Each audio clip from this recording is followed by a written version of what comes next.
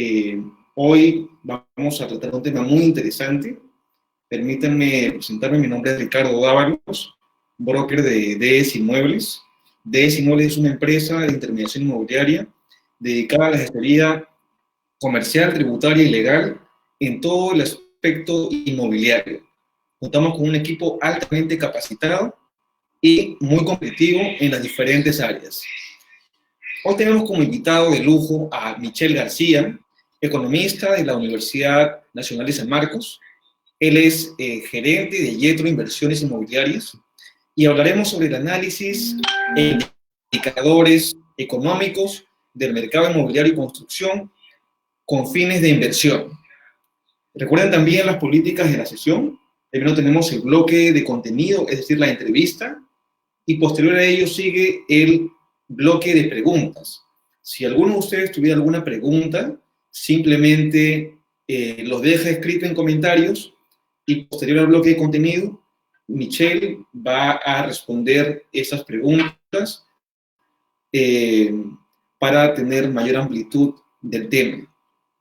Ahora vamos a tener unas palabras de bienvenida a Michelle. Michelle, bienvenido, te escuchamos.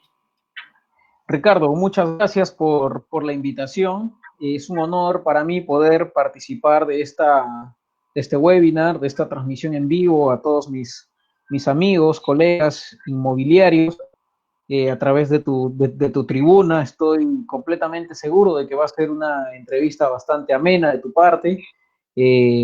Agradecer a todas las personas que se van a ir conectando y bueno, pues tratar de aprovechar todas las oportunidades que la tecnología nos da para tratar de sacarle provecho a este aislamiento que no nos permite todavía hacer actividades inmobiliarias, pero que desde ya representa para nosotros una buena oportunidad para poder salir adelante y, como mencionaba, aprovechar tu tribuna para poder hablar de cosas productivas y que conciernen mucho al mercado inmobiliario.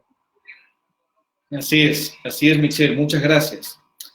Bueno, ahora vamos a pasar al bloque de contenido. Antes de empezar la entrevista, una vez más, bienvenido Michelle. En esta entrevista vamos a desarrollar diferentes preguntas de mucho interés.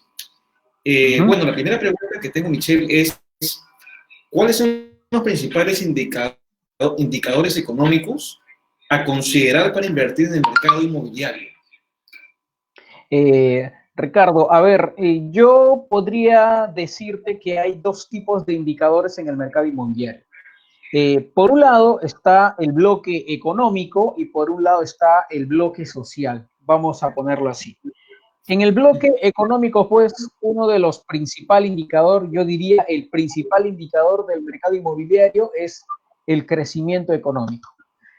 ¿Por qué? Simplemente porque la sencilla razón de que el crecimiento económico, cuando un país tiene dinero y se distribuye a lo largo de todos sus integrantes, por eso muchas veces se habla del PBI per cápita, se reactivan los créditos. Si nosotros analizamos más o menos un 70-80% de transacciones comerciales antes de ir al sector inmobiliario se realizan a través del crédito, a través de la banca. Cualquier compra que se haga en un centro comercial, por ejemplo, Plaza San Miguel, o cualquier compra que se haga en cualquier tienda por departamento, la mayoría de personas lo va a hacer a través de un crédito. Me dirán algunos de los que nos están escuchando, ¿y eso qué tiene que ver con el sector inmobiliario? Pues sencillamente de que tres de los grandes créditos a los que nosotros accedemos como persona a lo largo de nuestras vidas es el crédito al consumo, el crédito vehicular y finalmente está el crédito hipotecario. Entonces, como no está ajeno, como la economía tiene dinero para repartir, entonces también nos volvemos sujetos de crédito, es decir, también las entidades financieras ponen el ojo en nosotros para promover la compra-venta de inmuebles. Y en ese sentido, el crecimiento económico pues representa un buen indicador para ver cómo está yendo el sector inmobiliario.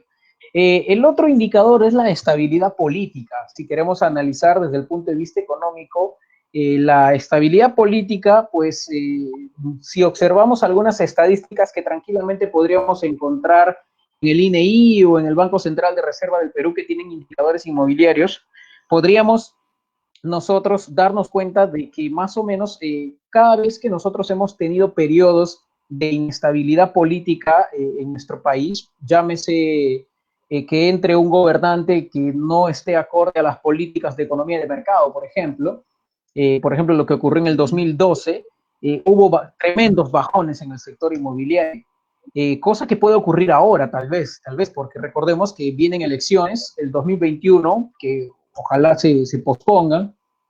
Entonces, todo tipo de turbulencias políticas siempre generan turbulencias en el sector inmobiliario, de hecho van bastante de la mano. El otro indicador es el empleo.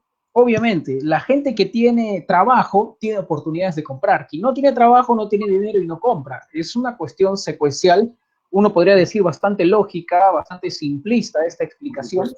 Sin embargo, las personas, un país que tiene empleo, pues tiene muchas probabilidades de aumentar su sector inmobiliario siempre y cuando haya una demanda interesada en comprar. El otro indicador podría ser la inversión pública. ¿A qué quiero llegar con esto?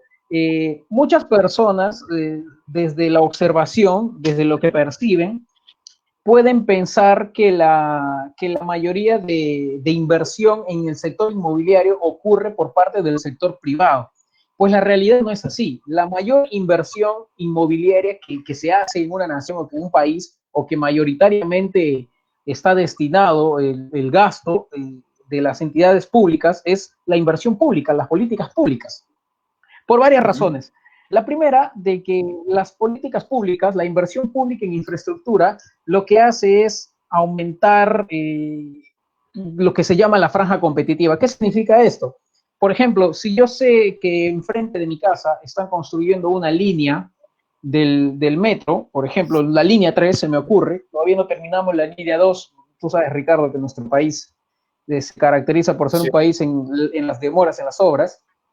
Así que en ese sentido, pues, suponiendo, ¿no? La Molina, por ejemplo, se me ocurre, que es un distrito donde es muy difícil de acceder, es un distrito donde la gente está pensando más en vender que en comprar, es decir, quieren deshacerse de los inmuebles por allá debido al acceso. Imaginemos que por ahí haya una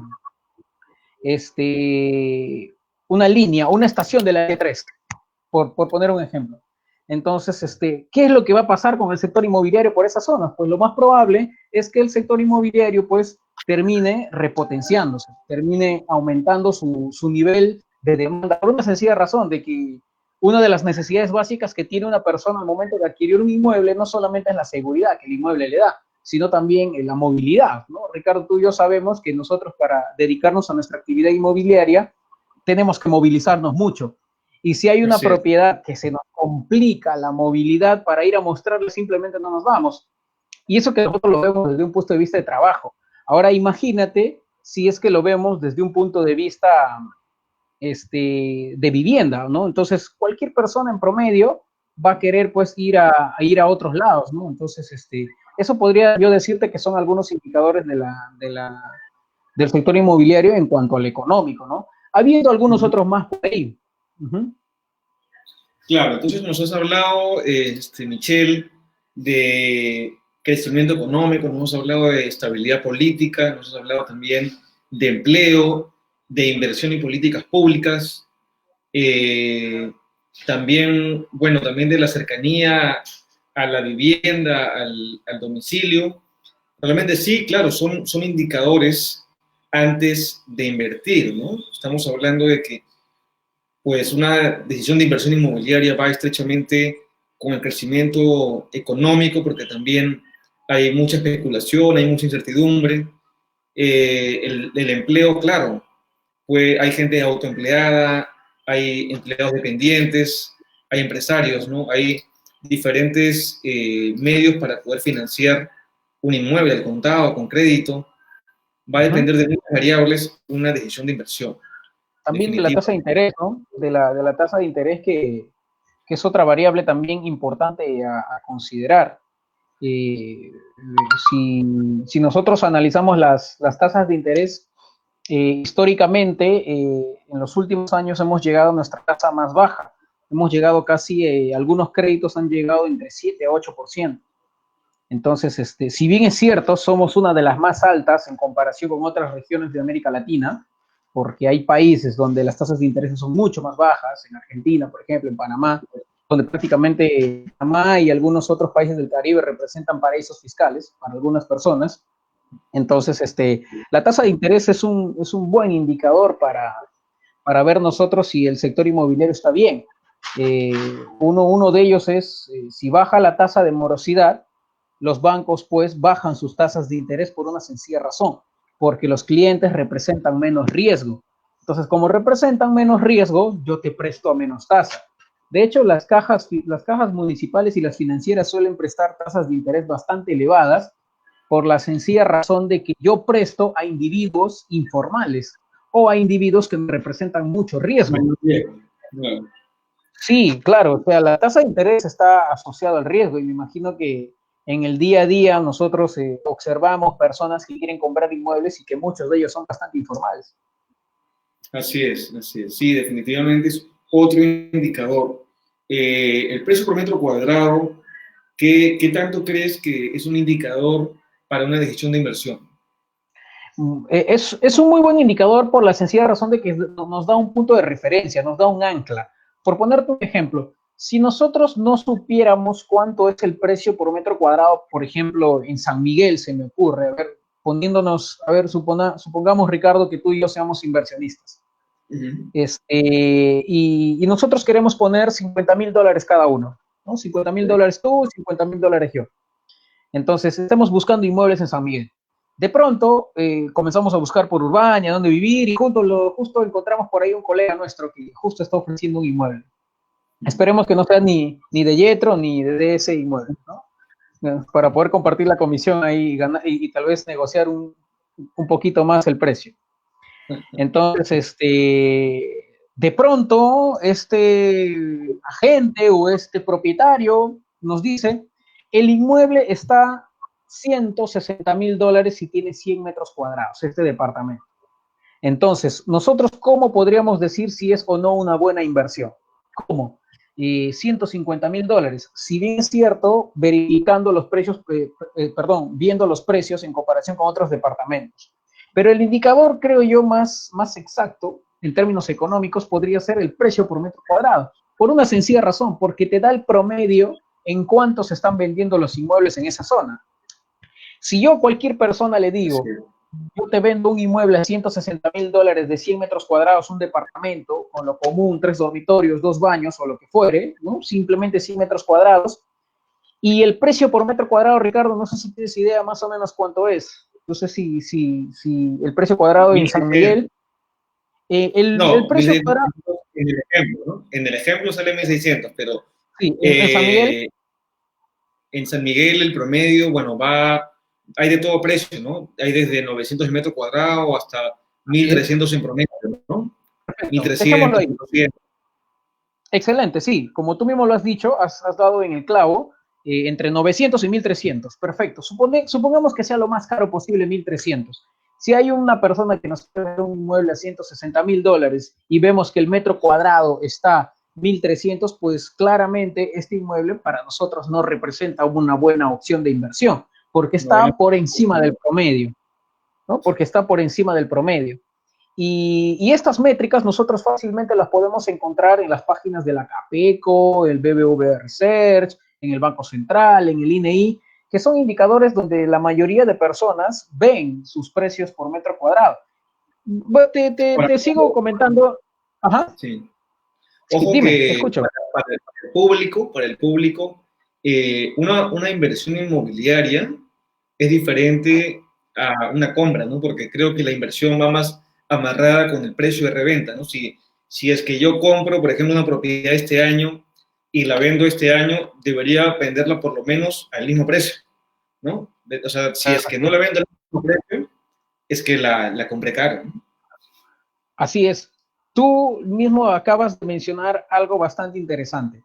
Una cosa es hacer un gasto y otra cosa es hacer una inversión. La mayoría de empresas inmobiliarias que existen en nuestro país tienen dentro de su brochure, tienen dentro de su publicidad, dentro de su marketing o de lo que fuere para promocionar sus productos, haga la mejor inversión de su vida, dicen, ¿no? Sin embargo, claro, porque ellos lo que están diciéndole a una persona es, compra este inmueble para que vivas. Y una inversión, tal como tú lo acabas de mencionar, significa simplemente yo pongo 100 y esos 100 crece a 110, 120, 130 y si Dios quiere hasta el infinito. Por nosotros que crezca hasta donde sea, no hay ningún problema. Con tal que crezca el dinero, se ciñe al estricto concepto de inversión.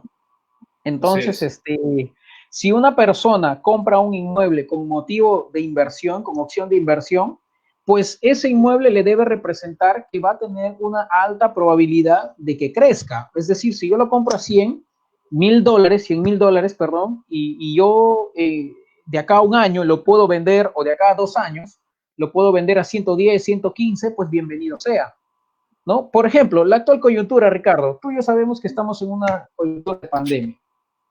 Así es. Entonces, lo más probable que va a pasar con los inmuebles es que van a bajar de precio. Es Entonces, una probabilidad. Sí, es una probabilidad y es lo más probable porque las perspectivas en cuanto al mercado inmobiliario que se muestran dentro de los principales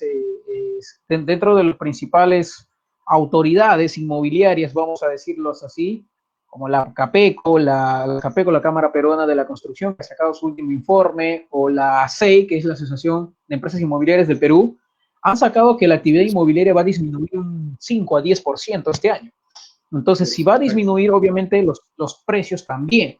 Entonces, poniendo el ejemplo de San Miguel, volviendo al ejemplo de San Miguel, si yo sé que un inmueble que normalmente está a $1,300 el metro cuadrado, ahora, bajo las actuales coyunturas del COVID-19, yo puedo encontrar un inmueble que ahora me cueste a $1,000 el metro cuadrado, pues obviamente, si está por debajo del mercado, para mí eso representa una buena opción de inversión.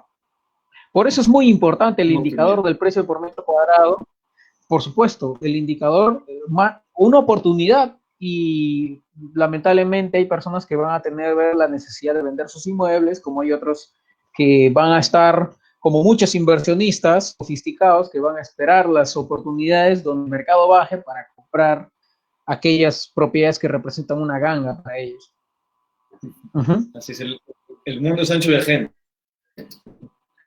Sí. Sí, las Consulta, oportunidades Michelle. están ahí. Sí. Sí, consulta, Michelle. Tú como economista y especialista también del sector, cuéntanos, ¿qué es el ratio PER en la inversión inmobiliaria? Muchos hemos escuchado el ratio PER, pero también varios desconocen este término, ¿no? Ratio PER en la inversión inmobiliaria. El ratio PER es un término financiero que no hace referencia a otra cosa más que el tiempo de recuperación de una inversión. El ratio PER es un ratio que lo vamos a encontrar bastante detallado en las finanzas, dentro de los términos financieros, bastante. Sin embargo, como bien sabes, Ricardo, nuestro país no es un país que se caracterice por ser, primero, nos falta mucha cultura inmobiliaria porque somos bastante informales, nuestro país es un país bastante informal, y segundo, es decir, se construyen inmuebles sin necesidad de una declaratoria de fábrica, sin contratar un buen arquitecto. Eso ocurre, por eso es que 90% de inmuebles en nuestro país necesitan saneamiento, y eso es pan de todos los días. Así es. Eso por un lado. Y lo otro es que no tenemos una cultura financiera. Si no tenemos una cultura financiera global, imagínate, menos vamos a tener cultura financiera en el sector inmobiliario, que además no tenemos cultura inmobiliaria, es decir, no sabemos cómo funciona el mercado inmobiliario, salvo los agentes inmobiliarios como tú y yo. ¿A qué viene esto? El término PER, simplemente para términos prácticos, es tiempo de recuperación de la inversión. Si, por ejemplo, yo tengo un inmueble que me cuesta $100,000 y ese inmueble yo lo divido entre el total de renta mensual que yo voy a recibir por su alquiler, eso me da el tiempo de recuperación que yo voy a tener, por ejemplo, a lo largo, ¿en cuántos años yo lo voy a recuperar? y yo sé que el ejemplo no es tan explicado de forma matemática por aquí, pero voy a intentar explicar. Mi inmueble cuesta $100,000 y de pronto yo en un año yo hago $10,000 de alquiler. $100,000 entre $10,000 de alquiler más o menos nos da 10 años. Quiere decir que yo recupero la inversión de $100,000 en 10 años. Eso es el ratio PER. Hay distritos, ya que estamos hablando de ratios, ¿sí? ¿Me querías preguntar algo?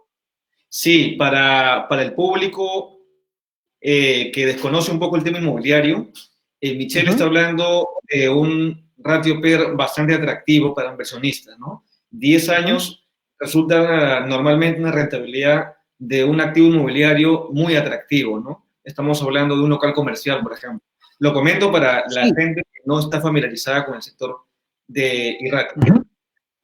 Sí, sí, claro que sí. De hecho, nosotros podemos encontrar indicadores del ratio PER en las páginas del Banco Central de Reserva, básicamente, y vamos a ver, por ejemplo, sin necesidad de conocer el ratio, un distrito, por ejemplo, Ricardo, no sé si me podrías ayudar con esto, que normalmente se demore mucho tiempo en recuperar una inversión inmobiliaria. ¿No? ¿Qué distrito podrías considerar tú donde se recupere, donde tome largo tiempo en recuperar una inversión inmobiliaria? Se me viene a la mente el ejemplo anterior, La Molina, por ejemplo. Claro. ¿No? Primero, porque se va a Sí. demorar en vender, y segundo, porque su tasa de alquiler es bajísima. Entonces, Sí. se va a demorar mucho tiempo. Podría yo ponerte otro ejemplo de un distrito donde se recupere rápidamente la inversión. Podría ser Lince, que es un distrito que está en auge ahorita, que está un distrito que se está levantando, cambio de zonificación y ese tipo de cosas. Entonces, el ratio PER no es otra cosa más que el tiempo de recuperación de la inversión. Eso es el ratio PER nada más, medido en unidades de tiempo, que es el año, ¿no? Un año, meses puede ser también, días, incluso si lo quieres transformar, pero normalmente uno hace el análisis anualmente. Así es, Michelle. Sí, nuevamente me dirijo al público. Estos indicadores, estas cosas que está con lo que estamos compartiendo, que está compartiendo Michelle, son muy importantes para tomarlos como marcos de referencia. Si bien es cierto, hay ciertos indicadores económicos, es muy importante también saber que el propietario, la constructora, el inversionista inmobiliario tiene el libre albedrío de poner el precio de venta, ¿no? Existe una libre oferta y demanda que muchas veces no llegan a coincidir con el debería ser, ¿no? ¿Qué Claro. piensas de eso al respecto, Michelle? ¿Cómo crees que se relaciona ese debería, esos ratios atractivos con el tema de la oferta y demanda? Bueno, definitivamente el ratio está muy vinculado, mejor dicho, el tiempo de recuperación en años que toma una inversión inmobiliaria está muy íntimamente ligada a su precio de venta Así es. o a su precio de compra, o si no a su flujo mensual, que son los alquileres. Es decir, vemos claramente hay dos conceptos: ganancia de capital, cuánto es el precio de venta de un inmueble, y el flujo mensual, su alquiler, cuánto genera, porque un inmueble genera ingresos de las dos formas, a través de su ganancia de capital y a través de su flujo mensual de alquileres. Entonces, el tiempo de recuperación de la inversión va a ser menor cuanto menor es el precio de compra de ese inmueble y cuanto mayor es el alquiler, es decir, cuanto mayor, si nosotros tenemos la posibilidad de alquilar, cuanto más alto precio nuestro inmueble, más rápido lo vamos a recuperar, simplemente por una cuestión de que el dinero retorna mucho más rápido. Excelente, excelente, Michelle. Muy importante considerar eso, inversionistas que están pensando en comprar o vender una propiedad. Es muy importante tomar en cuenta lo que nos ha compartido Michelle, el tema de los ratios, para saber si es una buena o no una buena inversión, ¿no? Y si son asesores inmobiliarios, considerar esto para brindar una buena asesoría. Tenemos otra pregunta también. ¿Y qué hay de los indicadores demográficos? ¿Qué nos puedes comentar al respecto, Michelle? Excelente, excelente, Ricardo. Me gusta porque muchos de nosotros solamente nos abocamos al tema de finanzas, economía, números y ese tipo de indicadores. Sin embargo, los indicadores a nivel macroeconómico, a nivel nacional, no solamente son numéricos, también podemos nosotros encontrar indicadores sociológicos, sociales, por ejemplo, la centralización y el crecimiento de la población. Y esto es un dato bastante curioso. Es un dato bastante curioso porque nos invita a sentirnos orgullosos como limeños, pero también nos invita a decir qué pasa con el Perú. ¿A qué me refiero con esto? La centralización. Me refiero básicamente a la centralización. Nuestro país es un país bastante productor de inmuebles, ¿sí? Porque tenemos un boom inmobiliario desde el año 2008. Si bien es cierto, ahorita no se está produciendo, nada dice que ese boom inmobiliario no continúe. Va a haber una para, eso es algo innegable. Todas las actividades van a tener una para. Entonces, ¿a qué punto quiero llegar? La ciudad que concentra el 90% de crecimiento inmobiliario de nuestro país es Lima. No existe ni siquiera la segunda ciudad más importante del país, que si no me equivoco es Arequipa, si no me equivoco, ha llegado al nivel de crecimiento, ni siquiera ha llegado al nivel de la mitad de crecimiento económico inmobiliario que tiene Lima. Entonces, ¿eso qué quiere decir? Que un factor demográfico importante es la gran cantidad de masa poblacional que existe en Lima metropolitana. En Lima, pues, hay 11 millones de habitantes. Es la tercera parte que tiene nuestro país. Y ni siquiera en Lima departamento, hablamos de Lima metropolitana. Entonces, erróneamente, pues, cuando uno revisa los datos, el boom inmobiliario peruano puede pensar que el país en su conjunto está creciendo, pero una barbaridad. Bueno sería, imaginémonos que el boom inmobiliario se diera de Tumbes hasta Tacna, pero eso no ocurre, porque los datos a nosotros nos muestran de que el sector inmobiliario solo está creciendo en Lima metropolitana, mayoritariamente, no hay que decir que el resto del país no crece, pero donde hay una demanda excesiva es en Lima metropolitana. Entonces, ahí, por ejemplo, un factor demográfico clave es el de la centralización, el centralismo que existe de las familias por venir a vivir acá a la ciudad capital. Así es.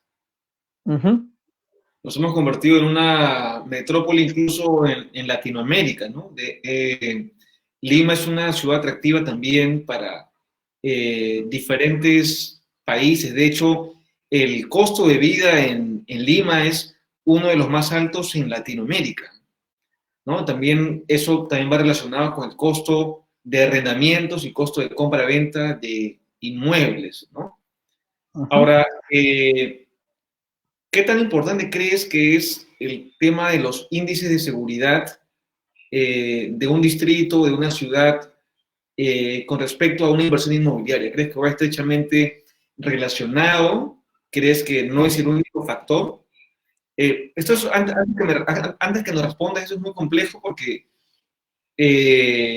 hay dos puntos, ¿no? Si es que es la seguridad de un negocio y si es que es la seguridad de una vivienda, ¿no? Son creo que dos factores importantes. Sí, Ricardo, en realidad yo al tema de la seguridad, yo también le agregaría la modernización de un distrito. A ver, primero aboquémonos al tema de la seguridad.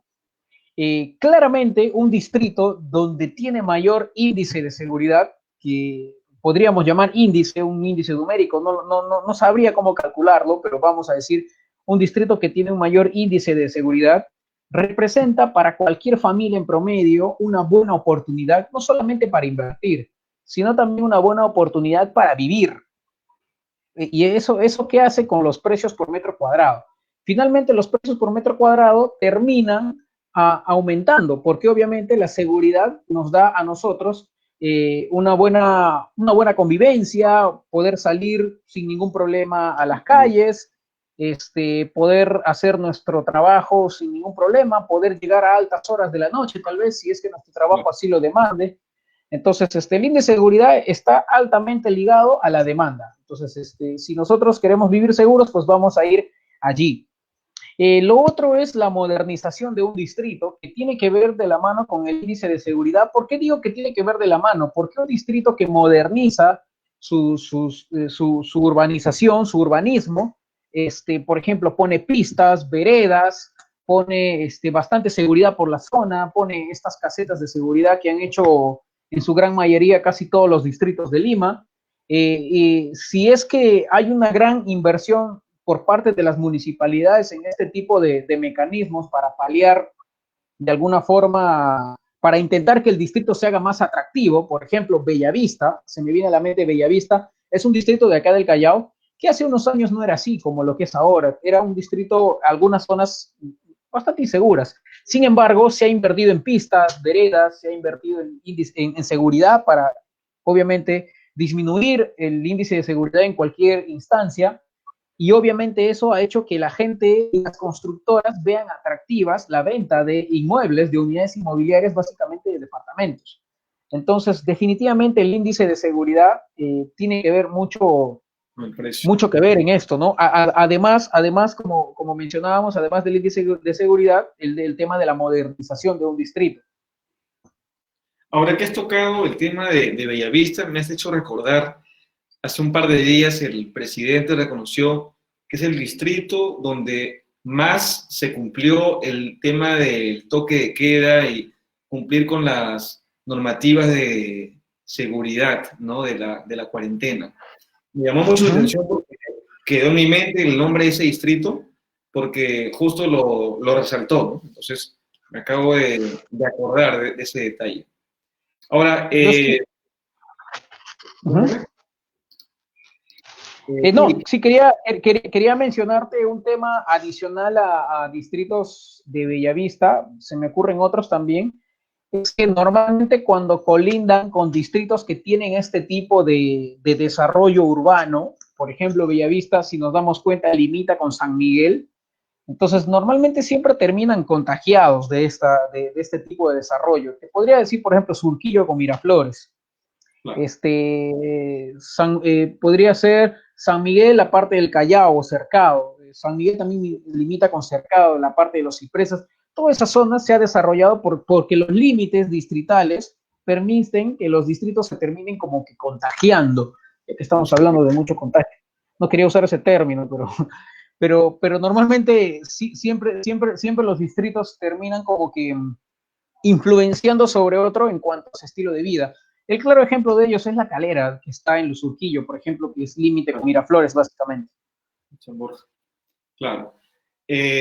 Otra consulta, Michelle, ya que te tenemos aquí como economista invitado, hay temas también que se mencionan mucho en el rubro, que son estas tres palabras que, bueno, quiero mencionar, ¿no? Tipo de cambio, expectativas y tasa de vacancia. ¿Qué nos puedes decir de estos tres términos? Tipo de cambio, expectativas y tasa de vacancia. Excelente. Primero partamos con el tipo de cambio. Se me había ido la idea hace un momentito, no recuerdo por qué no lo mencioné. De hecho, el tipo de cambio es uno de los principales indicadores del crecimiento del sector inmobiliario. ¿Por qué? Porque el tipo de cambio, desde ya hace varios años atrás, desde hace más de 10 años atrás, tal vez un poquito más, yo preferiría ponerle desde hace unos 10 años porque el tipo de cambio se ha vuelto bastante volátil. ¿Desde cuándo? La gente se preguntará desde cuándo. Desde la crisis financiera del 2008. La crisis financiera del 2008 fue la burbuja que explotó en los Estados Unidos cuando la gente no pudo pagar sus inmuebles. ¿Qué pasó en ese momento con el tipo de cambio? Si bien es cierto, disminuyó y quienes tenían créditos hipotecarios en dólares vieron su poder adquisitivo elevado. ¿Eso qué quiere decir? Que yo necesitaba menos soles para poder pagar mi crédito hipotecario. Hasta ahí no hay ningún problema. Hasta ahí no hay ningún problema porque siempre y cuando el tipo de cambio baje, pues yo soy feliz. No hay ningún problema porque lo que debo en dólares voy a tener que comprar con menos soles. Eso es una cuestión de lógica. El problema está cuando sube. Y desde el 2008, el tipo de cambio ha venido un paulatino crecimiento continuo. Es decir, ha estado en 2.80, de ahí en 3, de ahí en 3.30, de ahí en 3.50, hasta que ahora último hemos llegado a niveles de 3.65 más o menos. Entonces, el problema está cuando sube.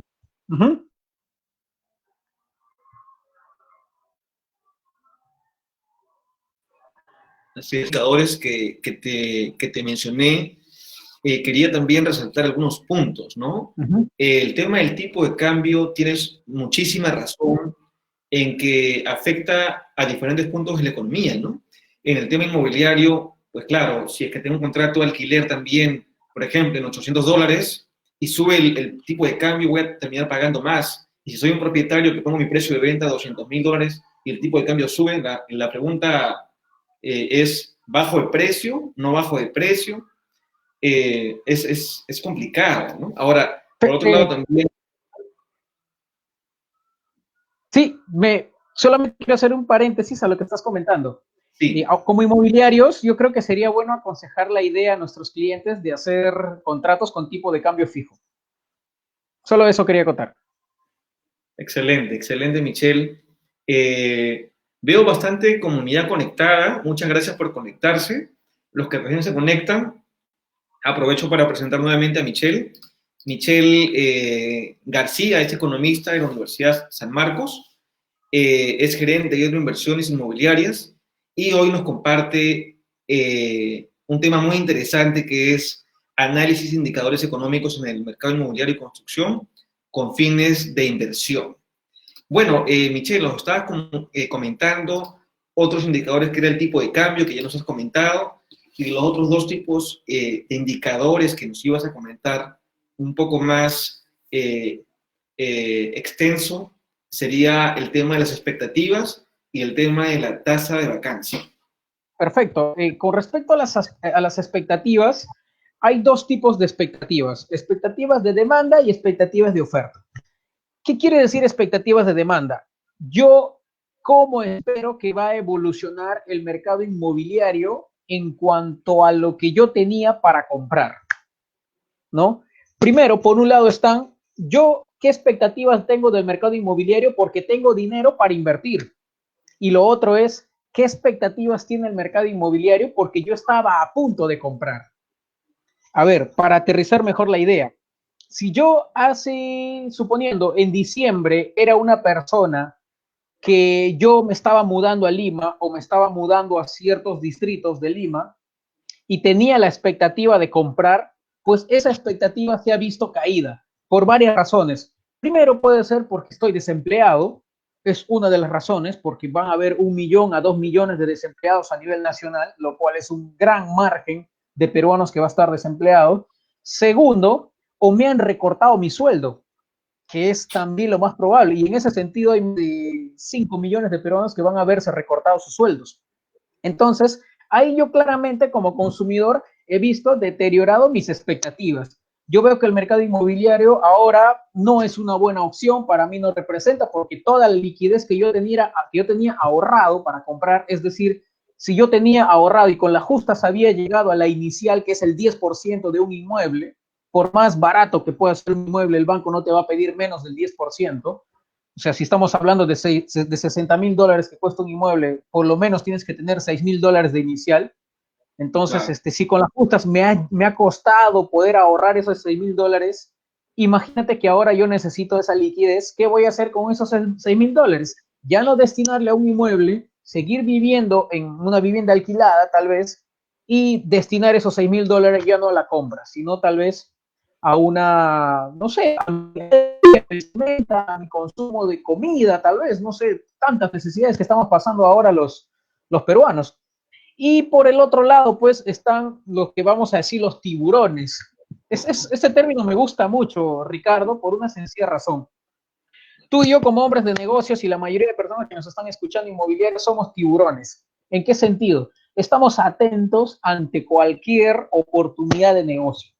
Y así como nosotros, hay tiburones inmobiliarios que esperan que el mercado inmobiliario retumbe, baje, pierda valor, entre en crisis, porque es una buena oportunidad de comprar, como lo que pasó en España, por ejemplo. España entró en una gran crisis económica, financiera, hace unos 6, 7 años atrás, y los tiburones europeos, rusos, chinos, estadounidenses, que fueron a comprar inmuebles a España, han llevado un inmueble como comprarse un inmueble de San Isidro, pero en España, podría decir yo, no, porque los inmuebles son bastante bonitos, yo que estuve en Madrid.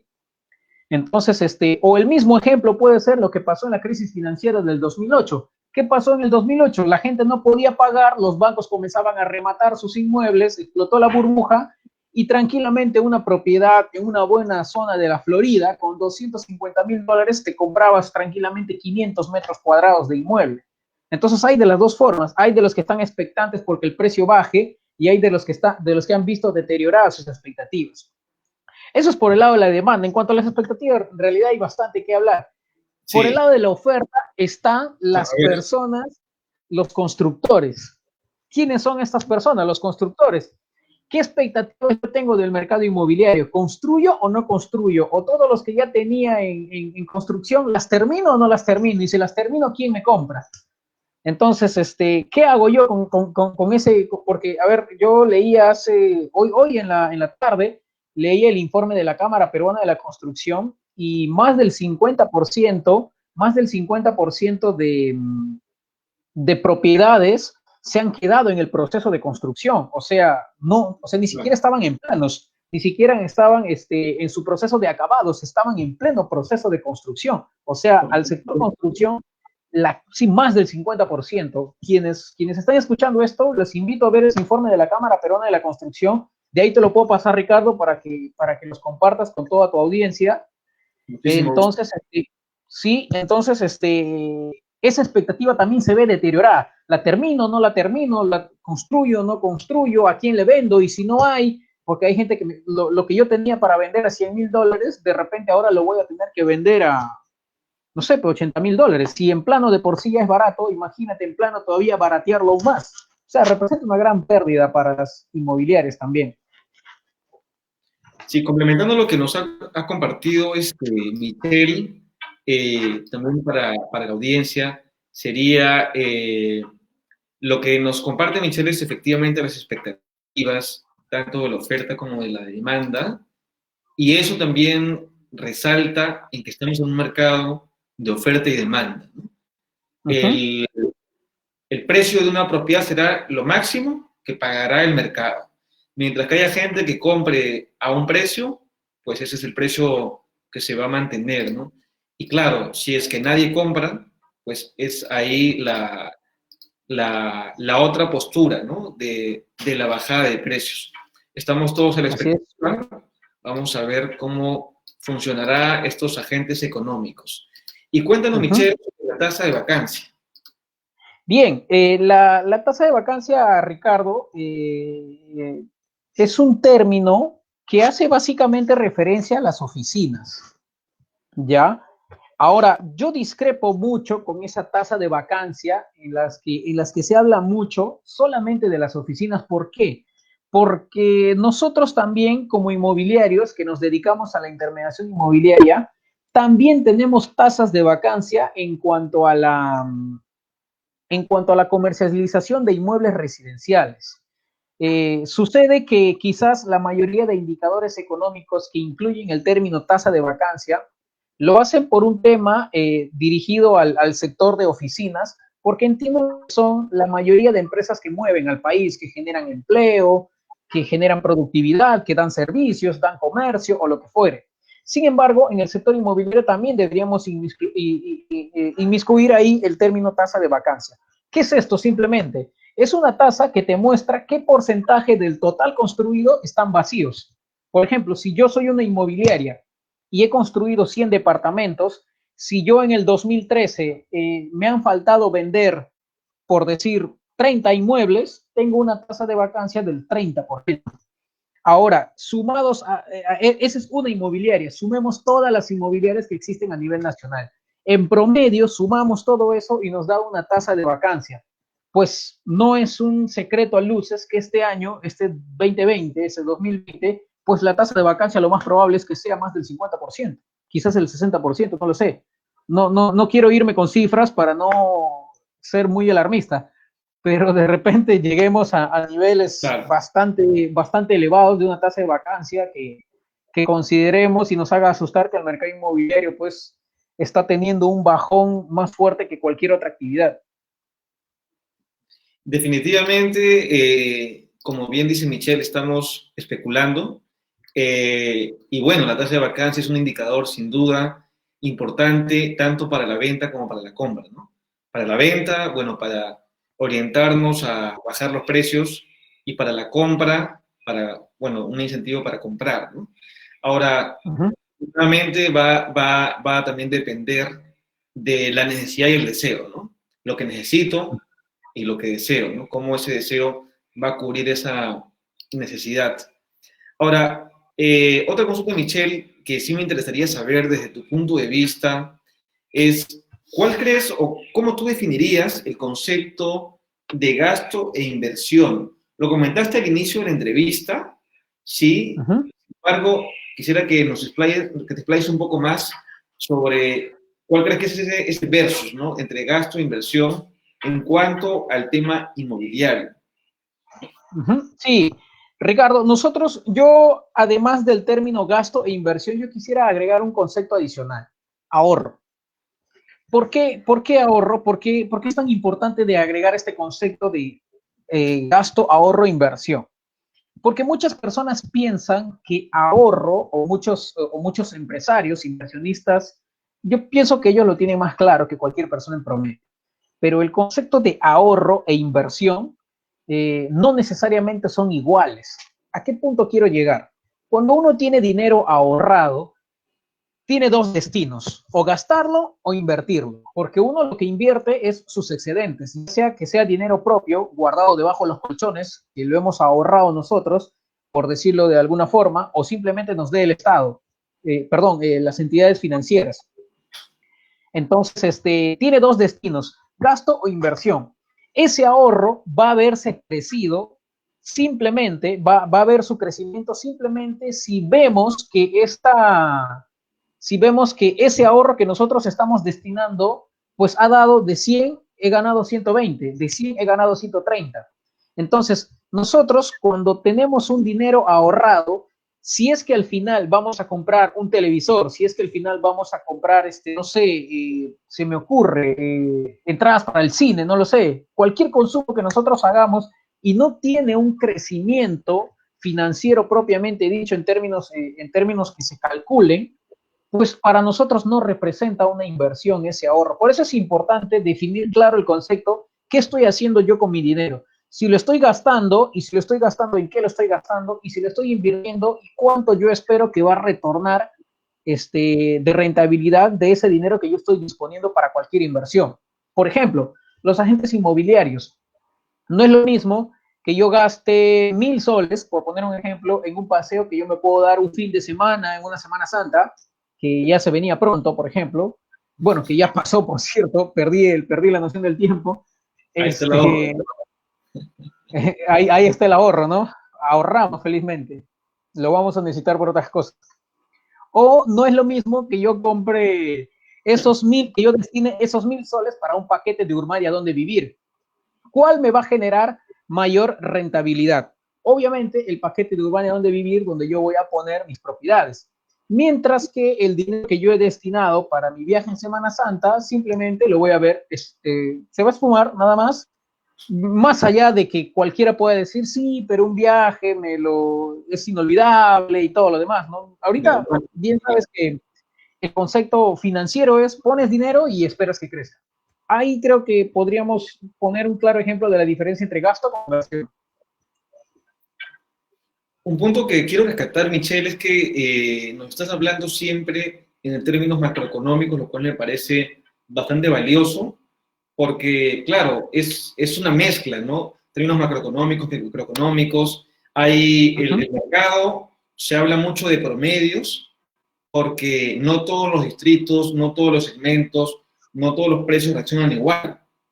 En tus ejemplos, puedo rescatar que hay propiedades que no bajarán de precio y propiedades que sí bajarán. Y cuando crucemos el promedio, quizá tengamos un promedio que hay un gran porcentaje que baje de precio. Hay compradores que no comprarán y hay otra cantidad de compradores que sí comprarán. Entonces va a depender, creo yo, también de a qué mercado, en qué distrito, la capacidad de compra, los precios de venta. Creo que es casi imposible definir todas las variables que intervienen en términos muy rápidos, por así decirlo, pero sí en esa entrevista estamos viendo de qué manera se interrelacionan estos indicadores para ver, digamos, qué tomar en cuenta al momento de invertir o al momento de analizar el mercado, ¿no?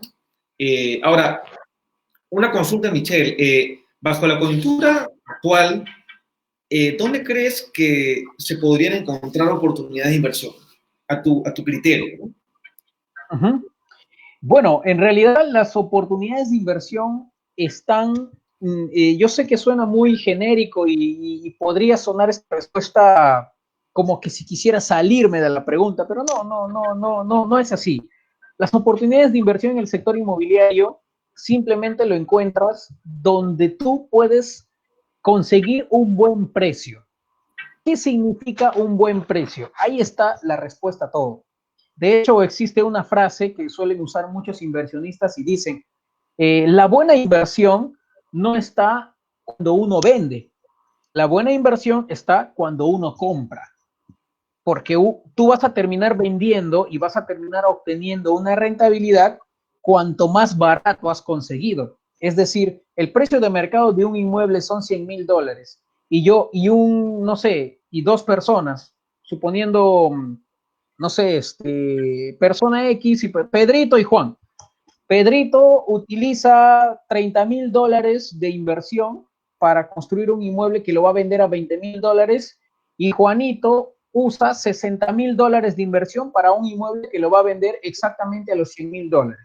Entonces, ¿qué quiere decir? Que el éxito financiero de Pedrito, que fue el primero, está en la compra de los materiales o en los costos que él ahorró, porque obviamente va a tener una mayor rentabilidad.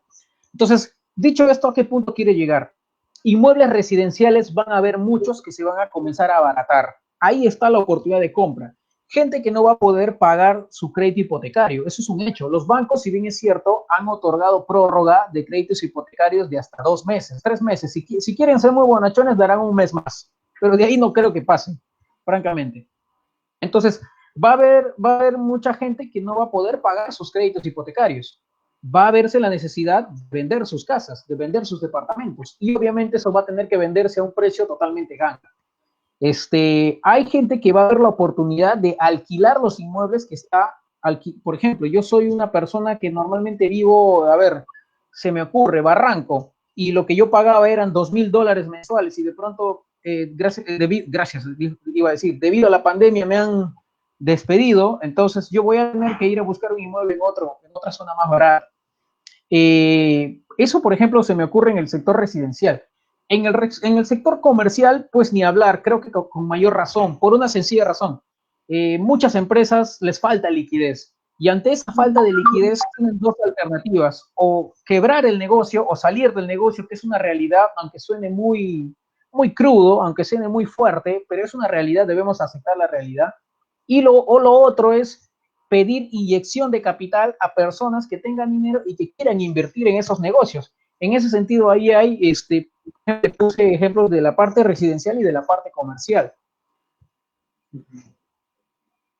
Así es, Michelle. Sí, realmente me hace recordar al término demanda, ¿no? Demanda es la gente que tiene un interés de compra respaldada por un poder de compra, ¿no? Ahí, en este tipo de crisis también nace mucha gente interesada en comprar que no tiene ese respaldo del poder de compra, ¿no? Recuerdo hace unos 10 años, quizá menos, no sé, 7 años, 5 años, bueno, no tengo claro ahorita la cantidad de años, pero sí recuerdo que un amigo mío me dice, Ricardo, tú que estás en esto del sector inmobiliario, consígueme una casa con 5 dormitorios, de preferencia piscina, no indispensable, mínimo 6 cocheras en $50,000 y el distrito únicamente San Isidro. Yo en ese momento me puse a pensar y dije, este pedido lógicamente no está basado en un análisis de mercado, no ha comparado otras propiedades, muy probablemente su solicitud no está respaldada por un poder de compra y realmente fue así, ¿no? Este amigo, este conocido, después de unos años, realmente no llegó a comprar, ¿no? Entonces, es muy importante para nuestros oyentes tener en cuenta que la demanda obviamente tiene una necesidad de inversión, de vivienda, de negocio para tener un punto de venta, pero siempre tiene que tener un punto de respaldo que es ese poder de compra que puede ser el contado o financiado, ¿no? Así Ahora, es. Michelle, hay otros términos también eh, que se mencionan también en cuanto a oportunidades de inversión. Fondos Ujú, fibra, acciones, productividad futura, valoraciones ujú. diarias. Esto quizás no se relaciona estrechamente con el sector inmobiliario, pero sí son términos de inversión que quizá alguno de los oyentes también quiera escuchar un poco para poder, digamos, saber en dónde invertir, ¿no? ¿Qué nos puedes comentar con respecto a estos términos? Sí, sí, Ricardo. A ver, los fondos fibra no son otra cosa más que un fondo colectivo de empresas del sector inmobiliario que listan en la bolsa de valores. No es nada más que eso. Es decir, tú tienes tu empresa constructora, yo tengo mi empresa constructora y hay dos o tres más que tienen su empresa constructora y nos unimos para que a través de un fondo colectivo, los cuatro, busquemos información en el público inversionista a través de la bolsa de valores. Ellos compran acciones, invierten su dinero en estos fondos, fibra, tipo fondos mutuos, y nos dan dinero a nosotros. ¿Ellos qué esperan a cambio? Una rentabilidad por haber puesto ese dinero en este fondo fibra. Eso es el fondo fibra, no es otra cosa más. Yo sé que los analistas, los financistas, los economistas, solemos usar mucha terminología técnica, pero más allá de eso, todo se explica fácilmente. No hay nada que no se pueda explicar. Excelente. Eso es el fondo fibra, eso es el fondo fibra. O sea, tú nos aliamos, invertimos, nos vamos a la bolsa, pedimos financiamiento, las personas de la calle, como cualquier persona que tengan excedente, que tengan dinero, ponen dinero en este fondo fibra y nosotros que nos hemos juntado como empresas inmobiliarias, obtenemos esos fondos fibra para poder invertir en nuestras construcciones. Eso es un fondo fibra, así que hay muchas oportunidades ahí, porque obviamente esos fondos, cuanto más dinero y liquidez necesitan las empresas inmobiliarias, más rentabilidad nos dan a uno. Entonces, en ese sentido, pues representa una buena oportunidad. Ahora, ¿qué tiene que ver los fondos fibras con las acciones? Básicamente están muy ligadas a que las dos se comercializan en la bolsa de valores.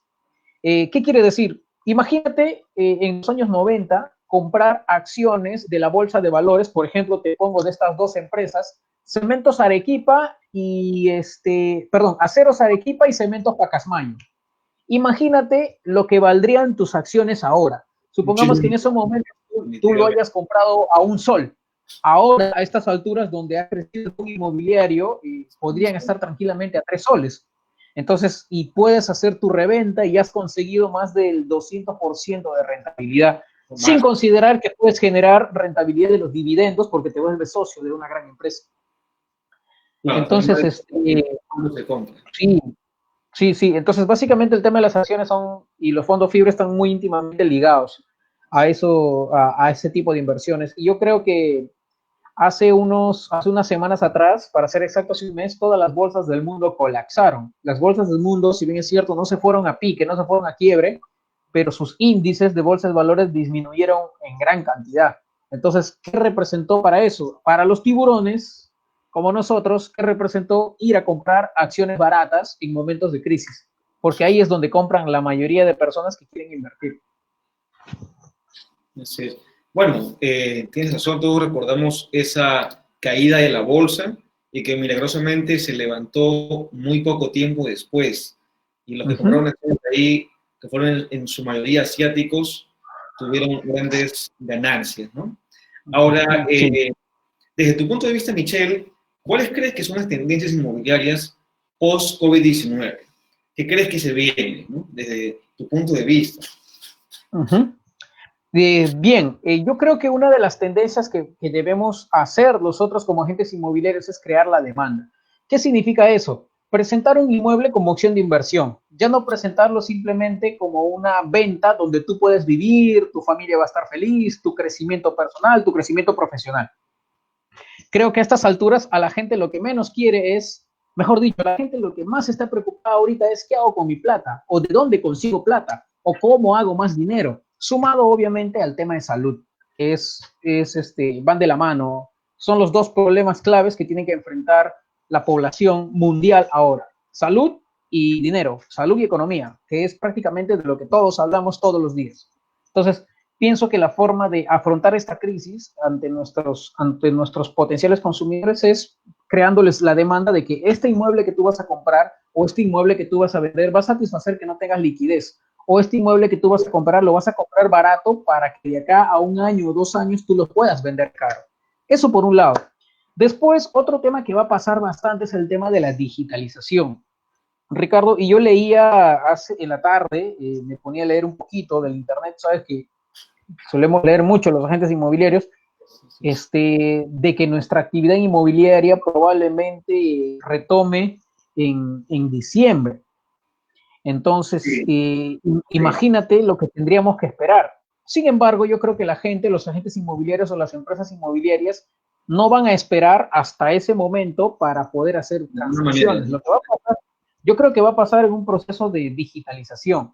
Te comento, el día de ayer yo me encontraba en una reunión con unos amigos que pertenecemos a una asociación de emprendedores y el presidente de la Cámara Peruana de Comercio Electrónico prevé que la digitalización este año va a crecer un 400%.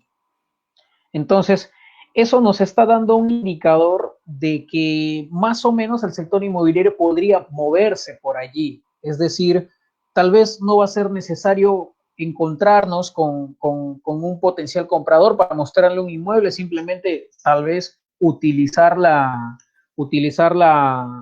realidad virtual, ¿no? Que es algo que ya deberíamos haberlo aplicado. No sé, la crisis nos está dando una buena paliza, Lo estamos aplicando, uh-huh, un buen jalón de orejas lo por no estamos habernos aplicando en aplicado. este momento con la...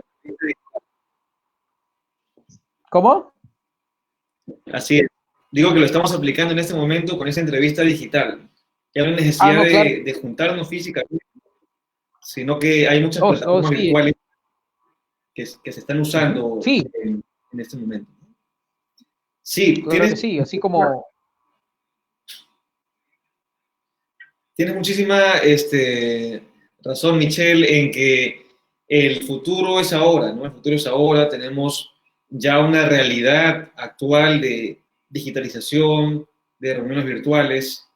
De hecho, en Estados Unidos y en algunos países de Europa ya se hacen transacciones inmobiliarias de manera virtual, ¿no? Ahí también se tendría que regularizar el tema de notarías, hay varias cosas que entiendo que estamos en ese camino, ¿no? El país, de un momento a otro, se ha insertado en un ecosistema digital. De hecho, también hace un par de días el presidente anunció que iba a obsequiar a estudiantes de zonas alejadas, ¿no? Más que todo el sector rural, tablets que funcionan a, a luz solar, a energía solar, y que aparte de esto tenían ya internet satelital, es decir, no necesitaban una operadora específicamente para acceder a internet. Me parece uh-huh. realmente bastante llamativo porque hace menos de 2 meses, hace menos de 2 meses, esto se veía bastante lejano y ahora el tema de la digitalización es una realidad, ¿no? Sí. Michelle, comentarte que tenemos bastantes preguntas de parte del público. Me A ver. gustaría leerte algunas, ¿sí? Ya que hay Uh-huh. vamos a ver. Uh-huh. Eh, Buenas noches, gracias por la ponencia. Saludos para Joao, saludos para Yuraima, para Debbie, para Ingrid. Propiedades para Empresas Perú. Les saluda Ricardo Lancibia. Gracias por permitirnos la entrevista. A ver, Oscar Montiel nos pregunta, si hablamos de adquirir un inmueble, vivienda, como inversión, ¿qué zona de Lima considera es mejor la proyección de revalorizarse? Es una pregunta muy técnica, muy Uh-huh. estadística, diría yo, pero de igual manera el público está deseoso de escucharte, de ver tu punto de vista. Uh-huh. Oscar, ¿cómo estás? Qué gusto saludarte. Mira, Si yo te podría decir qué distritos de Lima están para valorizarse, primero te hablaría de dos fuentes. Primero, desde la estadística. Por un lado, el Lince es un distrito que representa el menor retorno en tiempo de una inversión. En Lince, en una inversión demora entre 9 a 13 años. Es buen indicador. Entonces, eso nos da luces de que el Lince es un distrito que está creciendo económicamente bastante. Ahora, desde la observación, porque esto es desde la estadística, ahora desde la observación, lo que yo observo en el día a día, donde se haga un proyecto de infraestructura fijo que en ese lugar los inmuebles van a crecer su precio. Te voy a poner, por ejemplo, el claro ejemplo de Bellavista. No sé, Oscar, si tú te ubicas en el Mall Aventura Plaza, que está aquí en la avenida Oscar R. Benavides, ex Colonial, o la Colonial, como lo seguimos llamando muchos. Sí. Afuera del Mall Aventura, de ese Mall Aventura Plaza, están construyendo una estación de la línea 2 del metro, del metro que ya tenemos la primera línea 1. Entonces, a los alrededores, yo hice mi estudio de mercado y como inmobiliario estuve investigando, los inmuebles se han cuadruplicado. Se han cuadruplicado. ¿Por qué? Porque obviamente esos inmuebles ya ahora van a dejar de ser residenciales y muchos de ellos van a convertirse en comerciales. Porque obviamente la gente que vive ahí, ¿qué va a decir? ¿Qué me conviene a mí? ¿Seguir viviendo aquí o venderlo y ganar 4 veces más de lo que vale mi inmueble para yo irme a vivir tal vez a otro lado y vivir con menos costo incluso? Porque recuerda que un mueble, que una zona cuanto más se revaloriza, los costos asociados a lo que hay en la zona en cuanto a sus gastos primordiales se terminan también encareciendo. Eso por un lado. Después, otro distrito que tiene bastante crecimiento es la parte que está en Cercado de Lima. No la parte de Cercado de Lima, no el centro histórico de Lima. No dejemos la idea de que Cercado de Lima es todo el centro histórico de Lima. Me refiero a la parte del Cercado de Lima que está, por ejemplo, pegado a la Católica. La parte que está pegada a la Universidad Católica, a la Universidad San Marcos, tiene una amplia oportunidad de valorización. ¿Por qué? Porque son distritos que aglutinan gran cantidad de estudiantes a nivel nacional, no solamente de la Católica y San Marcos, sino de muchos, sirve como centro base. Entonces, y los que están también pegados a Pueblo Libre, también tienen mucho opción de crecimiento. Otro distrito donde se me ocurre a mí que también podría haber buenas oportunidades es el mismo Gamarra.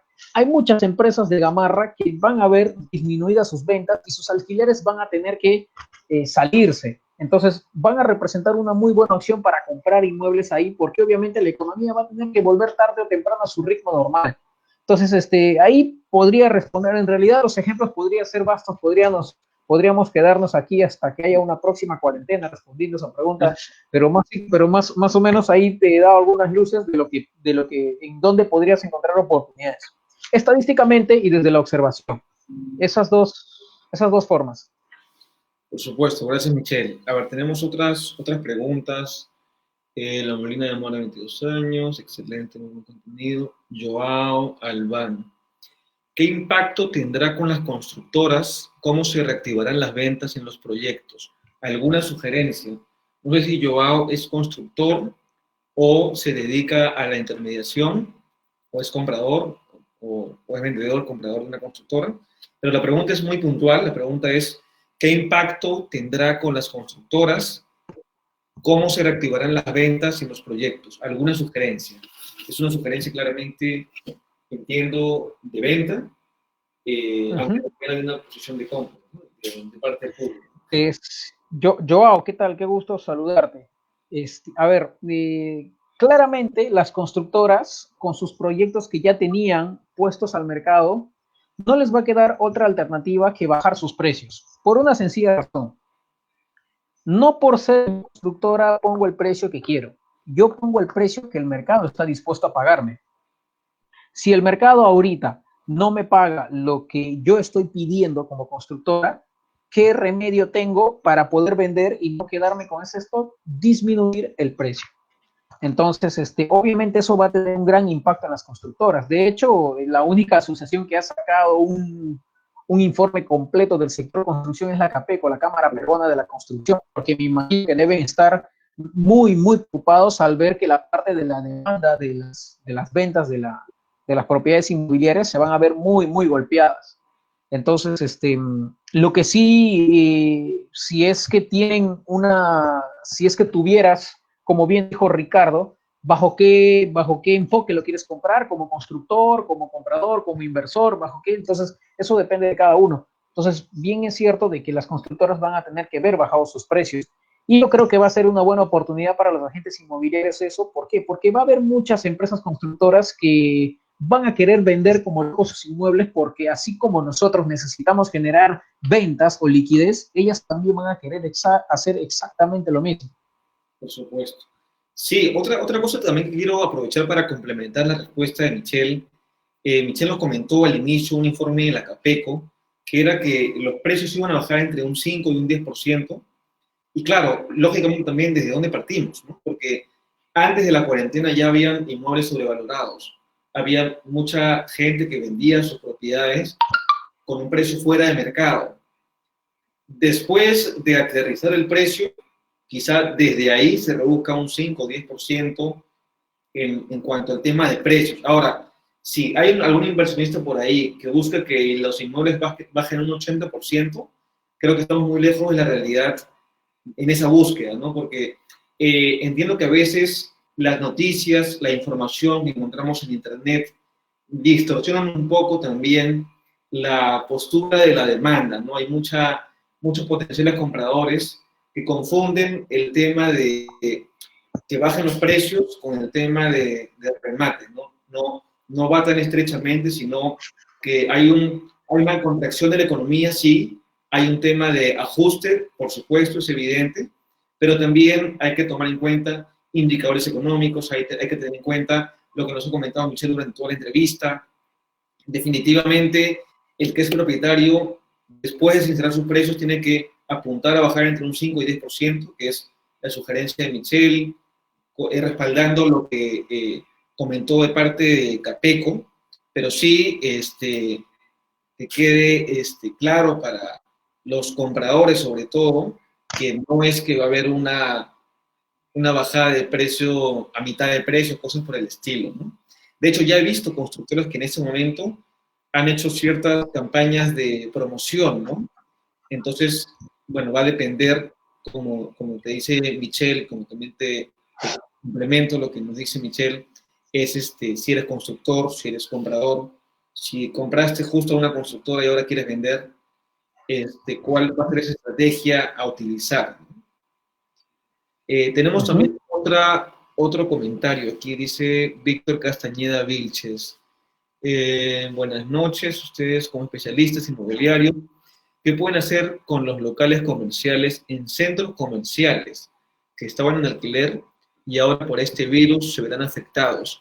Porque casi nadie irá en los centros comerciales, les agradezco. Acá hay dos posturas de verlo, ¿no? La primera postura es como propietario que le alquilabas a una empresa para tener siempre para ofrecerla al público, y la otra es como inquilino, ¿no? Como inquilino alquilaste con el sueño de ponerte un negocio y tener un montón de gente y ahora llega la pandemia. Michelle, te escuchamos. Bien, así es, Ricardo. Yo creo que gran parte de la respuesta ya la diste. Definitivamente hay dos enfoques. Nuevamente, como que menciona Joao, antes de responder a la pregunta de Víctor, gusto saludarte. Ahorita lo respondemos. Joao, son tiempos difíciles. Por ahí en tu comentario veo que eres constructor. Hay otras figuras que creo que están aplicando algunas empresas constructoras que tal vez podrían ayudarte. Los tengo ahí apuntados, me gustaría después, tal vez a través de Ricardo, conversar al respecto porque he visto algunos amigos constructores que están aplicando ciertas estrategias también para poder paliar eso. Con respecto a la pregunta de Víctor, efectivamente la mayoría te comento que la tercera etapa que propone el Ministerio de la Producción para la reactivación económica se encuentra recién a partir de agosto. ¿Eso qué quiere decir? Que recién en agosto las actividades de comercio básico van a comenzar a funcionar. recién en agosto. Esa es la propuesta que va a lanzar el Ministerio de la Producción a todo el gabinete ministerial para que juntos tomen una buena decisión. Esa propuesta salió hace días, hace 2 o 3 días recién. Entonces, lo que ellos proponen es que solamente van a abrir aquellas actividades que no generen aglomeración. Por ejemplo, y van a ser muy estrictos con el tema de control y fiscalización para que vean si estas empresas en los centros comerciales están guardando el número de personas que debe haber, el aforo en este caso, el tipo de actividad que estás desarrollando. Por ejemplo, si eres actividad, por ahí leí, si eres, por ejemplo, actividad de corte de cabellos, por ejemplo, de estilistas, entonces no vas a poder desarrollarlo porque no es una actividad que esté acorde a la reactivación económica ni es una necesidad esencial básica. Entonces, muchas empresas que han visto esta, por ejemplo, yo pienso que los centros comerciales van a comenzarse a volver centros de otro tipo de negocios básicos. Podría ser salud, vestimenta, comida, tal vez todo delivery, podría ser. Y obviamente los centros comerciales van a tener que ver disminuidos sus alquileres mensuales, porque si ya la mayoría de, por ejemplo, te pongo el ejemplo de un Kentucky. Si normalmente para uno comprar un Kentucky hacía una tremenda cola y por metro cuadrado hasta te podías encontrar con 2 o 3 personas a la vez, pues ¿qué va a tener, por ejemplo, Plaza San Miguel que verse obligado a disminuir su alquiler para alquilarle a otra empresa o alquilarle al mismo Kentucky a un precio más bajo, pero ya no con la intención de que se bajen perdón, de que ya no se atienda como venta directa, sino para que de repente sus motorizados puedan entrar y puedan hacer muchos deliveries.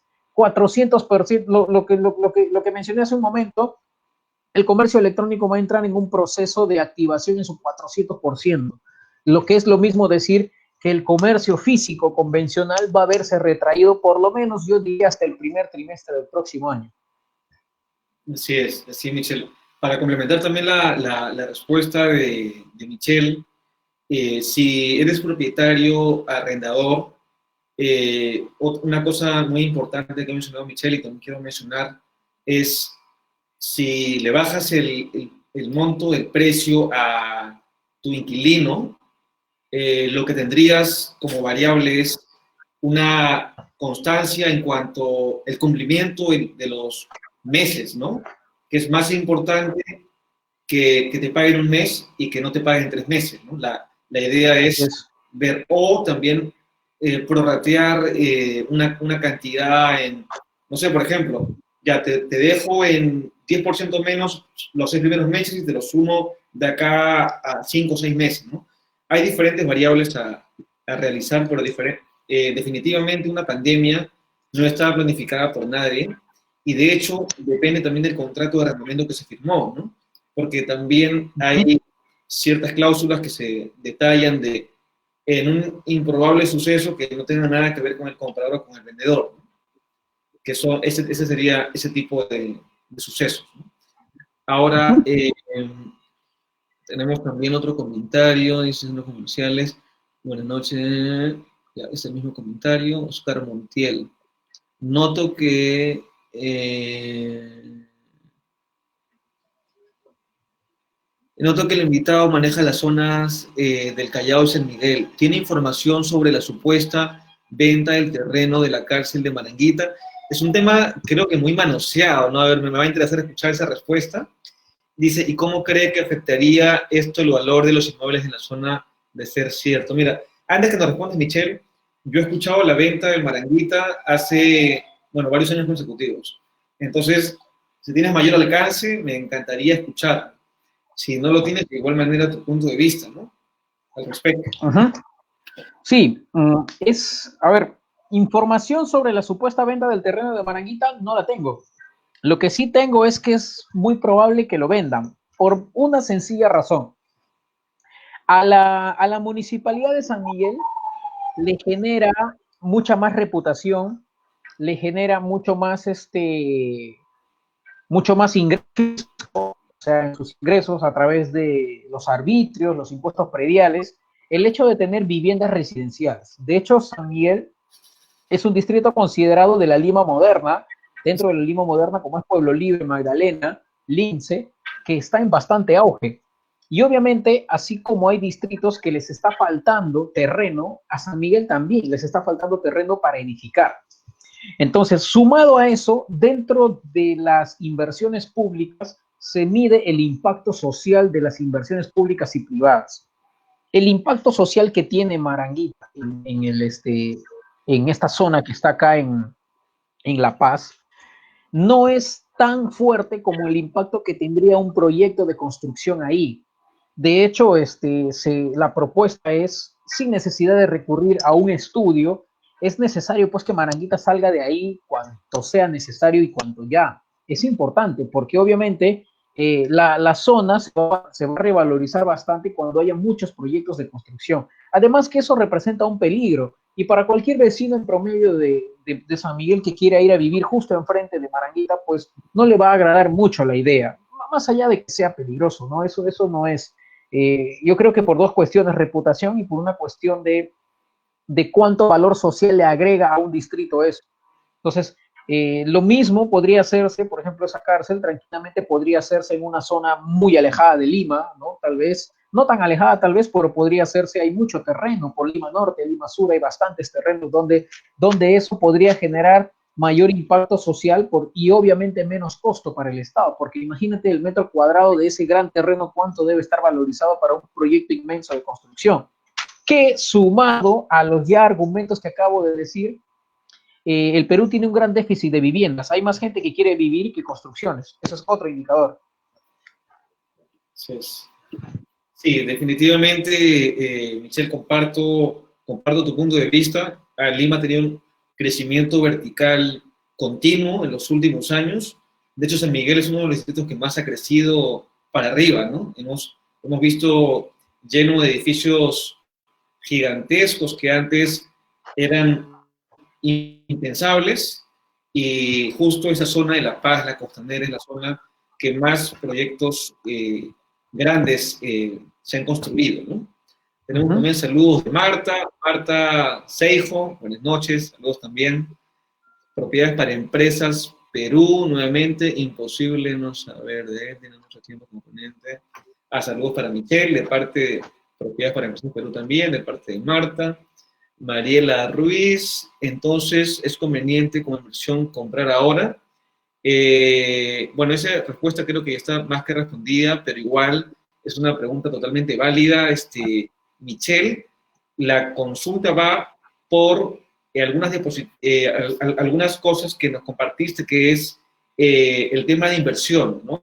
De hecho, la entrevista está centrada en inversión y la pregunta concreta es si es conveniente comprar ahora. Si tienes excedente, es una buena oportunidad para comenzar a negociar ahora, en estos momentos. Me refiero ahora, en estos momentitos actuales. ¿Por qué? Porque una vez que las cosas se regularicen, obviamente si tú eres un propietario y tienes un inmueble ahorita, y hay alguien que te dice, estoy en conversaciones contigo para comprarte un inmueble en plena cuarentena, obviamente la otra persona como comprador va a asumir un riesgo, y como está asumiendo un riesgo, tienes que bajarme ese precio que tú me estás queriendo vender. Porque si las cosas se reanudan otra vez, entonces obviamente yo te voy a volver a subir el precio, porque ya no es lo mismo hacer transacciones en plena cuarentena que hacer transacciones posteriormente, por lo menos en documentos privados, por lo menos yo lo haría. Si pudiera comprar un inmueble ahora y transaría con un propietario, buscaría la forma de poder firmar un documento, un contrato privado, aún si no es notarial, pero por lo menos ya me da una base legal de ello, ¿no? Para yo poder, por lo menos, hacer un contrato de arras, de no tanto, por lo menos estaríamos hablando de $1,000, $2,000 tal vez, que podría valer la pena asumir ese riesgo. Si él se echa para atrás, te va a tener que devolver los $2,000. Entonces, yo creo que en estos momentos de cuarentena es un buen momento para comprar. Definitivamente, Michelle, yo también me sumo a esa ola de inversión. Yo también creo que es un buen momento para comprar. De hecho, la realidad actual, más que otra cosa, nos ha demostrado la fragilidad del sector de banca. Porque estamos hablando que todos hemos escuchado lo de la AFP. Mucha gente ha dicho, por ejemplo, he escuchado y leído muchos comentarios de mi fondo de inversión de la AFP ha bajado, tenía tal cantidad de dinero, ahora tengo menos. Estamos hablando que las inversiones en esos fondos de inversión quizás no han tenido tantos resultados. Sin embargo, si compro un inmueble, no va a ser para venderlo en un año o en 6 meses. Quizá yo compro una propiedad y esta propiedad va a ir acorde a la economía, ¿no? Si las propiedades bajan en un año, no quiere decir que en 5 años no pueda subir. Entonces, creo yo que teniendo en cuenta lo que nos ha demostrado estos cambios, por ejemplo, de los fondos de la AFP, nos indican que sí, definitivamente una inversión inmobiliaria es una sabia decisión, ¿no? Ya nos lo decían nuestros padres, tíos, abuelos, diferentes personas que antes, hace algunas décadas, cuando tenían excedentes de dinero, refugiaban este capital en propiedades inmobiliarias, ¿no? En bienes inmuebles. Ahora, tenemos también Debbie Soto, excelentes expositores, saludos también, digitalización es clave. Joao, muchas gracias. Tengo proyectos con constructores, muchas gracias por sus respuestas. Propiedades para empresas Perú. ¿Recomiendas hacer negocios con fondos colectivos ahora que tendremos una baja en los precios, a pesar de que solo está regulado por algunos?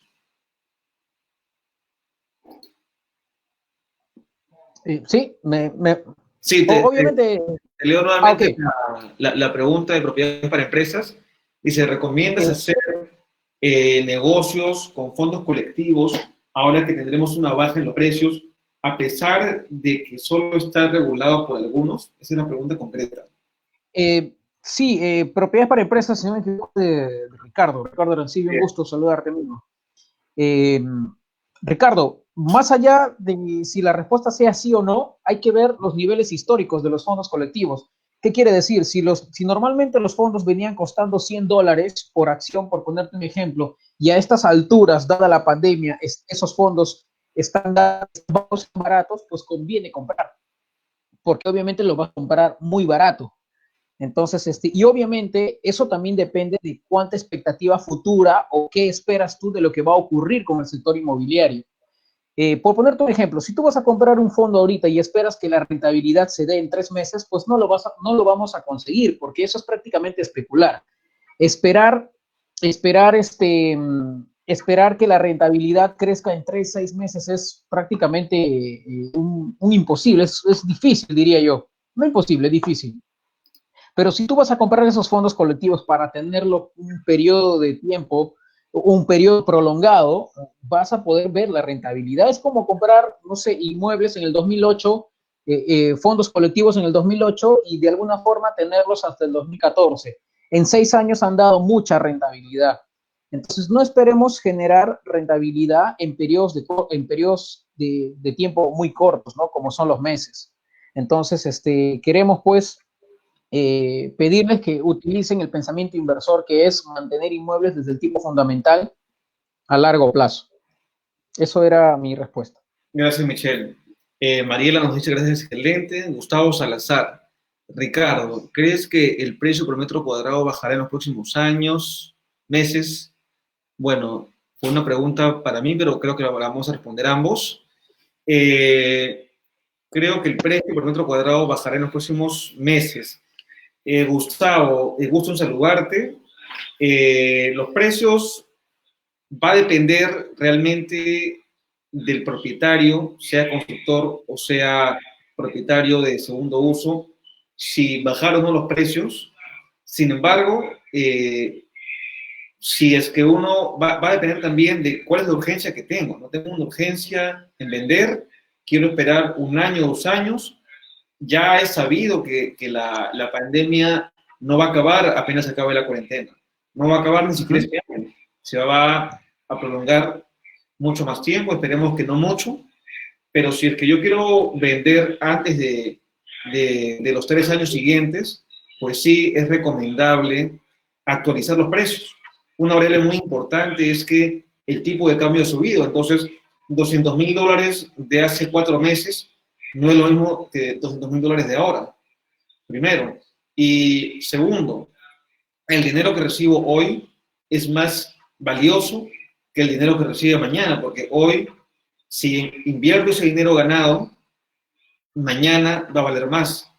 Sin embargo, si yo no vendo mi inmueble hoy día, el hecho que yo espere un año para venderlo, quizá no haya variación en el precio, pero sí en la rentabilidad que podría obtener de haber vendido hoy, ¿no? Por ejemplo. Esa es mi respuesta para Gustavo. No sé si quieres complementarlo, Michelle. Bueno, sí, Ricardo, gracias. Gustavo, básicamente los precios definitivamente van a bajar. De todas maneras tienen que bajar. Y la respuesta, más allá de los determinantes que hayan de por medio, la respuesta simplemente es porque el mercado así lo exige. El mercado es el jefe, es el rey, es Sí. el amo de todo esto. Si el mercado no te puede pagar lo que actualmente tú estás pidiendo, tú como vendedor, ¿qué es lo que vas a hacer? Disminuir tus precios. Simplemente la respuesta va por ahí, sobre básicamente con qué es lo que está haciendo el mercado al respecto. Y el mercado lo que va a hacer es disminuir los precios. Definitivamente creo que también otro punto de vista importante es en cuanto al alquiler. En cuanto al alquiler, creo yo que tiene que bajar sí o sí, porque tenemos una cantidad de propietarios mayor a que la que había pre-cuarentena. No olvidemos que pre-cuarentena había el sistema de Airbnb, entre otras compañías que alquilaban sus propiedades, y ahora se van a sumar a la oferta de propiedades en alquiler de contratos por un año.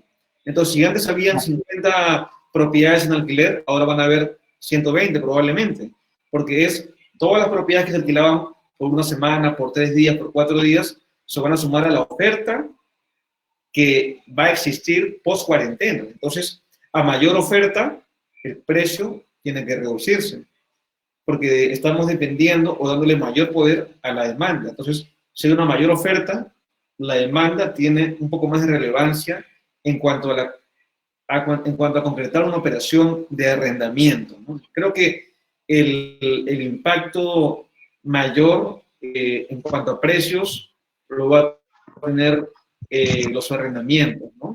También va a haber mucho propietario que va a terminar el contrato a su inquilino quizá porque no tiene para pagar, ¿no? Probablemente. Entonces va a haber más propiedades vacías y creo que esto podría impactar muy directamente en cuanto a los arrendamientos. No sé si tienes una postura diferente o complementaria, Michelle, en cuanto a arrendamientos.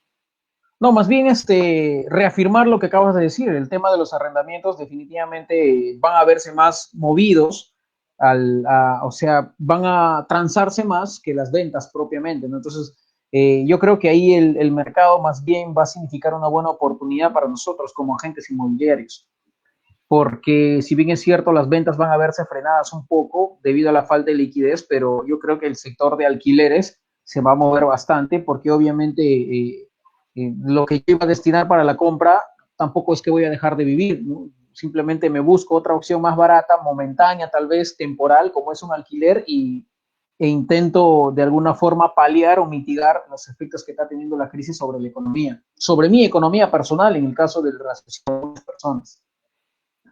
Excelente, Michelle. Me encantó tenerte en esta entrevista. Realmente ha sido un tema bastante amplio. Llevamos 1 hora con 33 minutos. Se ha pasado volando. De hecho, el tema económico siempre va a ser un tema denso porque tiene mucho contenido, ¿no? Hay muchas cosas muy concretas, muy específicas, que no se pueden, como se dice, tratar muy suavemente, ¿no? Has ido profundo, pero también muy comprensible en cuanto a los diferentes indicadores de inversión. Realmente muy agradecido de este tiempo valioso que has dedicado a esta entrevista, Michelle, y también invitarte a que nos des unas palabras para el público. Sí, con todo gusto, Ricardo. Para mí ha sido un verdadero honor poder brindarte esta entrevista, Ricardo. Yo estoy totalmente agradecido por tu persona, por haberme invitado a tu tribuna, a tu empresa, a través de tu empresa de Inmuebles, con toda la predisposición siempre de poder intercambiar ideas. Somos agentes inmobiliarios, somos colegas. Quiero, si me permites, tomarme el atrevimiento de poder agradecer a cada uno, a Debbie, Joao, Yuraima, Ingrid, Propiedades para Empresas, Ricardo, Oscar, Joao nuevamente, Víctor, por ahí, Marta, Mariela, por ahí no sé si me estoy olvidando de alguno, a cada uno creo que ya le di el agradecimiento por estar presente. Estamos aquí para seguir aprendiendo. Yo estoy totalmente agradecido y espero, Ricardo, en otra oportunidad poder conversar y seguir aprendiendo del sector inmobiliario, que es un rubro bastante fascinante y que no nos va a parar. Así es, sabes palabras, Michelle. Gracias a todos. Hoy, martes 21 de abril, espero que la semana sea de mucho provecho para todos, tanto para los que nos acompañan ahora como para los que nos siguen de diferentes maneras. Michelle, ¿tienes alguna red social que quieras compartir para que la gente te siga? Bien, sí, pueden seguirme si gustan a través de mi Facebook personal, Michelle García, así como suena mi nombre, Michelle García, tal cual. Estoy con una corbata amarillita porque me imagino que encontrarán otros homónimos. Pueden también buscarme en mi fanpage personal, que es exactamente el mismo, Michelle García, o también seguir a mi empresa que se llama Getro Inversiones Inmobiliarias, que también estamos en las redes, ¿no? Y si gustan también pueden encontrarme en las otras redes, en Instagram, en Twitter y también en LinkedIn, ¿no? Entonces, quienes quisieran para poder tener contacto y estamos ahí siempre para apoyarnos gustosamente. Excelente, Michelle. Listo, comunidad. Muchas gracias. También invitarlos a seguirnos como DS Inmuebles, nuestra fanpage de Facebook, de Instagram, en Spotify también estamos, en LinkedIn. Entonces, en definitiva, todo lo que podamos sumar a la industria inmobiliaria, siempre estaremos deseosos de sumar a esta maravillosa industria con entrevistas, con ponencias, con información, con contenido de calidad, para que cada uno de ustedes tenga mayor información relevante para la toma de decisiones inmobiliarias. Un abrazo digital para todos y que tengan una excelente semana. Buenas noches. Buenas noches.